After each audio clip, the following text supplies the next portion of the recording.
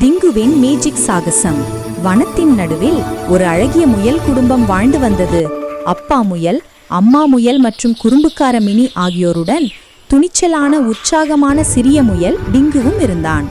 ஒரு அழகான காலை பொழுதில் டிங்கு தனது நண்பர்களுடன் காட்டுக்குள் விளையாடிக் கொண்டிருந்த போது ஒரு பட்டாம்பூச்சியை பின்தொடர்ந்து சென்று மரங்களின் அடியில் ஒரு மர்மமான பளபளப்பை கண்டான்.